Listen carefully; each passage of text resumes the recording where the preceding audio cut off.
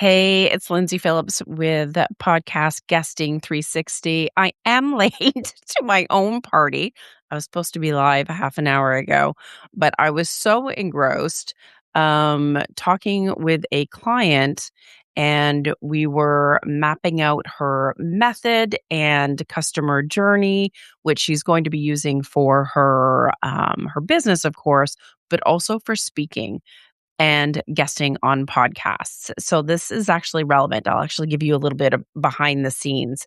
But first, this is my first live on Substack. Wah! So I'm excited to be here and just excited to be in Substack, really, to be able to connect and communicate a little bit more closely with my audience, and of course help those that are guesting on podcasts get better results and get more strategic. And part of that is understanding that you don't necessarily need to be booked on more shows. I feel like the focus is I need to get on more shows. I need to find shows. Who do I pitch? Where do I pitch? And the focus is getting booked. But getting booked is not the goal, it's an activity. I actually just did an article that went live this week about goals. So definitely check that out and how they impact your guesting strategy.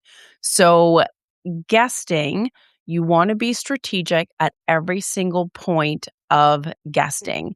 Now, I have created the guesting 360 model. And so it's prepare, perform, and propel. There's all the different stages. Just like when you're launching a podcast, all the different steps and the moving parts. So you want to be strategic at each spot. So thinking about what you need to do beforehand, your one sheet, your bio, your podcast topic, even your camera, right? The equipment, the lighting, your background. You want to be able to show up on those podcasts being prepared and professional and making a great first impression. And thinking about all those different moving parts and who are you speaking to? That's the biggest, not only in business, but also in podcast guesting. Thinking about who you are speaking to, who the right audience is, and what message is it that you want to share? Is getting the right message, but also communicating about it in a way where the audience can actually understand it. And so that's in the perform part of the 360 model, is crafting that conversation, your interview questions, the description of what the episode is about. How are you talking about the problem, the pain, your body of work, your solution, your insights and the value? I mean, you're not just going to show up and, share tips. Yes, you want to give value. Yes, you want to serve the audience, but you also want to grow your business from guesting. So you need to be strategic about what it is that you're saying and how you're saying it. So I don't know if you can hear my dogs barking, but I was just speaking with a client, as I intimated earlier.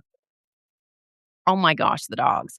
This is real life, right? And I'm just going to be live, whether it's good, bad, or the ugly. And that's what my life is like. Hi, Maddie. So I was speaking with a client and we were looking at what she does, and she helps entrepreneurs with their money and their finances.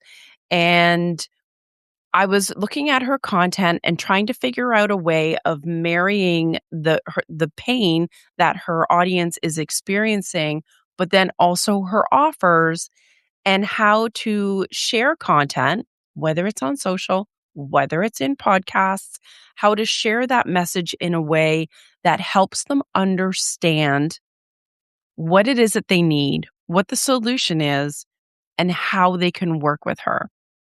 And so we flushed it out in like different steps and how to unpack it, what it includes. And oh my gosh, like I'm not going to give it all away, obviously, because we haven't flushed it out yet completely. But just the ahas and being able to organize her message and explain what she does in a way that it's like, "Ah, I get it. I need to know my numbers. I need to analyze, the numbers and what it is that they mean. And then I need to make decisions based on that analysis, and then I need to track and measure so that I can propel that success." And so we were able to take all her pieces of that she does with clients and organize it in a way that's easy to understand. And so now when she's on podcasts or when she's speaking or even creating any content, she's able to say, first, you need to do this. Then you need to understand your numbers. Then you need to analyze them, make decisions, and track. We haven't given sexy names to all of these steps. But then when she's on a podcast and she's talking about her method, her framework, the listener can understand, oh, I need to do this and then that. And I see now how this impacts this. Oh my gosh, I didn't realize I needed to make decisions on like my labor, payroll, accounts payable, all of the different things. And so it was just such a fun way of organizing her body of work that allows her to show up on podcast interviews with confidence, but also in a way so that the audience can understand the solution and how she works with them. So that is perform, a piece of it anyways. There's also your story sound bites and your call to action. Of course, those are important elements. And then there's propel, right? What do you do after the episode is live?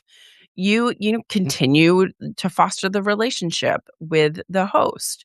But it also depends on what your goal is, whether you're wanting to collaborate, to create partnerships, or whether you want leads and clients, or whether you're really looking to grow your authority and being known as an expert in one thing. I won't dive too deep, but within the propel phase, it's, yeah, thinking about those relationships. How can you move those partnerships forward?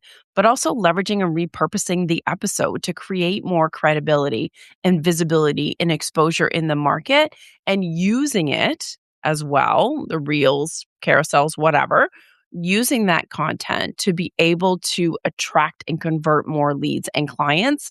I've even used episodes in the past to promote my podcast guesting unsummit.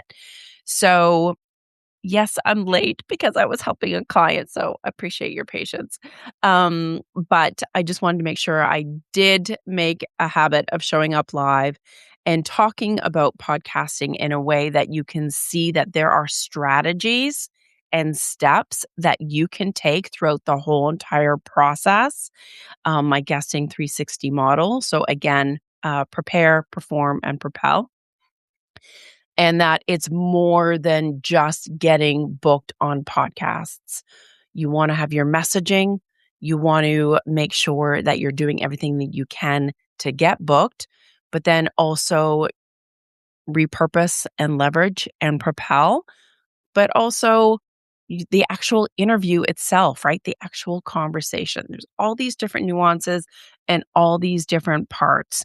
And so on Substack and in my podcast, Guesting 360 podcast, I can't wait to share more tips, more insights, and more strategies to show you how to get more results, more opportunities, but also to be heard and seen and help people, which is what I'm super passionate about.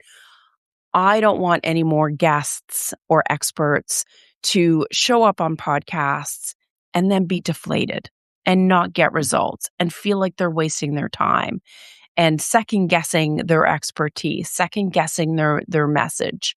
That's what I'm passionate about. So, yeah. So I'm going to be going live more in Substack in the upcoming weeks and obviously have articles that are coming up. And if you want to be a guesting growth insider, I do have the guesting vault. There's a starter kit in there that gives you the guesting 360 model, the guesting game plan, and an overview. And I've got some other resources in there as well. And we'll be doing some live events for those that are paid subscribers in the Guesting Growth Insider be a guest and growth insider. And so I hope you take advantage of that as well. So here's to podcasting, here's to sharing your message, but also getting results while you're at it. And so I will see you again soon. And hopefully I won't be late next time. All right. See you later. Bye.